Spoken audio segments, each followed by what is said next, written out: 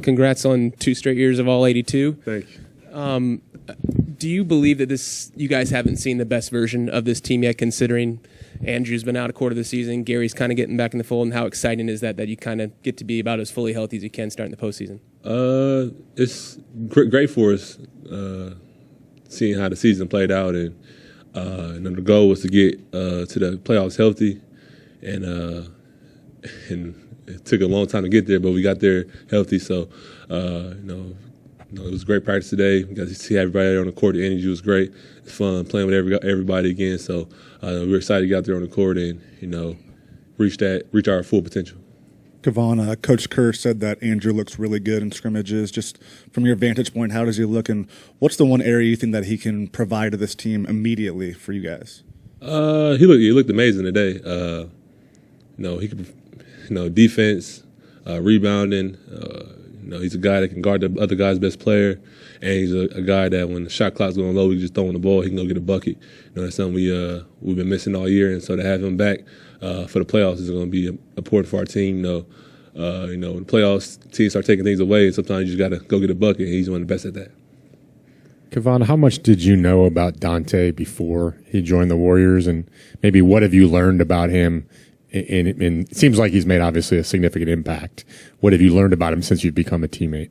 I didn't know much about him. Him being in the Eastern Conference, I didn't get to see him play a lot. But I know he came from Villanova and how good those guys are coached. And I'm from Milwaukee, so I kept a close eye on him a little bit. I know how tough he was. I know how much the fans loved him out there. So I didn't know what to expect. But him coming in, he's been a great plus for us.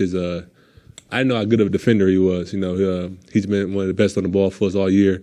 He comes up with all the 50-50 balls. He brings a certain level of toughness and grit that our team's been missing. So he's been a huge addition to us, and I think he's going to have a big playoff run for us. You guys have faced a lot of great pick-and-roll teams in the playoffs over the years. Is there something specifically unique about the Sabonis-Fox pick-and-roll? What's a few things that you think make that a little different? I would say, both of them being left-handed is a little different, guarding that, and me and Sabonis being a elite passer like he is, and, that's a little bit different. Usually guys in the elite pick and roll, usually guys are just finishers, and they don't really look to get other guys open, but he's a guy that can, he can score for himself, and he can get the rest of his shooters open, and he find guys and do the DHO and different things like that. So, he's not just a guy that you can just, take one thing away. He's good at both. So that makes them unique. And De'Aaron Fox has a good size for a point guard, and he's pretty athletic. So they play with both a lot of speed. So it's going to be a challenge. We're looking forward to it. We got to figure it out, get a feel for them, and throughout the series. Hi, Kevon. Training camp seems like so long ago, but Steve and Bob Myers credited you during that tough stretch for keeping this team together in a lot of ways. And how much pride do you take in how this group just stuck together, and Jordan had a great year, Draymond had a great year, you were able to play, you guys went through highs and lows, injuries, and got to this point? I take a lot of pride in that. Our culture was staying all the hits it took, and it could have folded, but when you got guys who set the standard for such a long time, it's easy to keep things afloat when things are not going well.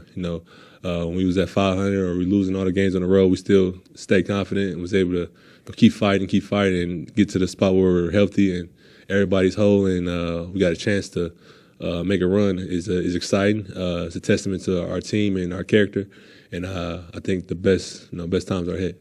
And last year you said that there were a handful of times where you had to sort of tell Steve, no, I'm good to go. I got this. And right. What were those conversations like this season? Were there some nights that he was considering it, or did you just say, hey, I'm in for all 82 again? I think they already knew I was all in. Them talks didn't happen as much. I don't know if it was because we was fighting for our lives at the end of the season or if it was just I got that trust, but I felt good all year. There was no time where I really thought I had to sit, and there's no time I had no talks with Rick or Steve like, do you need a night? They knew I felt good, and we needed to win, so I just went out there and played. Hey, a few Mike Brown questions for you. Yeah. How much do you still keep in touch with him? I don't talk to Mike Brown. He's opposition now, so I ain't no talking. But it's always good to see him when we play against him and get the slap five with him. Or, maybe in the summertime I might see him at a UFC fight or something. But no, he's not our friend right now. Is there something that he did that helped shape something important in your career? He's been here probably since my second year in the league, so everything I learned on defense has probably been mostly through him and like Ron Adams. So them guys been coaching me up on that end about communication, knowing where to be.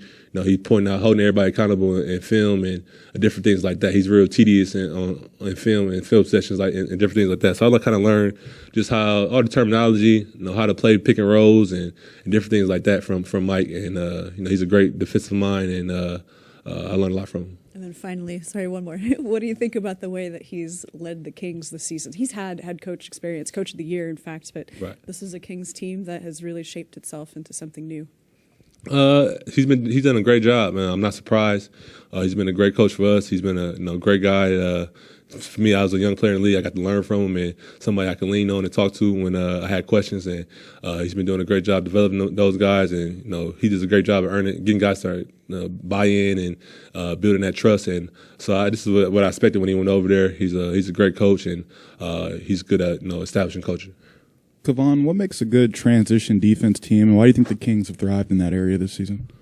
They play with a lot of pace, and they got a lot of great shooters. They got probably 4 or 5 guys who can take the ball and push it on the break. It's not just a point guard. I think that's why we are good in transition, because we play so fast. Draymond's able to push it. Sabonis does things like that. So it's tough to stop when you never knows who's going to bring it up or who's going to attack.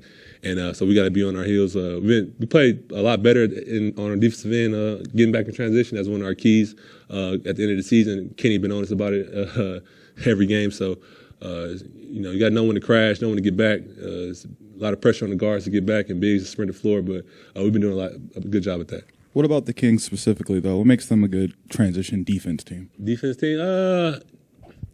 You got somebody... they got a lot of speed. They got a great rebounder and Sabonis, and they just got great athletes to be able to get back. I know Mike Brown was probably cussing them out if they don't get back on defense. So that's probably one of their keys as well. I know so he was big on us. So probably just coaching and drilling it, and they got the speed to get back. Kevon, as a follow-up to Janie's question, why do you think Steve did give you that credit when the team could have fractured? And what was kind of like your mindset and your mentality during that time and really your approach? That's something I always been always did. I always had a pulse of what's going on in the locker room. I'm one of the guys that everybody can talk to. I'm one of the guys always checking in with different guys and talking. So I just kind of just upped that and made sure that guys were feeling comfortable and being that voice for, if guys don't feel comfortable talking out loud, being that voice to talk for them, or just knowing when to check in and do different things like that. I don't know. People don't think I talk and different things like that. So I don't know if coaches or anybody outside of the locker room know what all I do. But when the light shined, it was time to send somebody to go talk to people. My name kept coming up, so I guess that's why I got the credit. But it's something I always did. It's something I learned from my veterans, and just being that voice and making sure that everybody feel comfortable. And as a big, you got to build a relationship with every player on the team, because you got to talk to them on defense. So you got to build that certain level of communication. That's something that I learned my first couple years in the league, and just kind of keep building that. Kevon, I think that you were a rookie when Leandro Barbosa was here his last season. Yeah. Do you have any favorite memory or story when it comes to Barbosa? Barbosa was a great teammate, and he was a great coach for us last year. I remember as a rookie, he told me I had to go pick up Bogut. Because I think Bogut was hurt or had like a headache or something, and he couldn't drive or something, and Barbosa really wanted him to come to practice, so he told me to go pick him up, and Bogut didn't like that, and he told me, get away from me, Rook. So that was probably my favorite Barbosa story, because I was scared. I didn't like driving. I didn't know if I had to go pick up Bogut, I don't know if my car was big enough for him or nothing. So, but that was probably my favorite Barbosa story.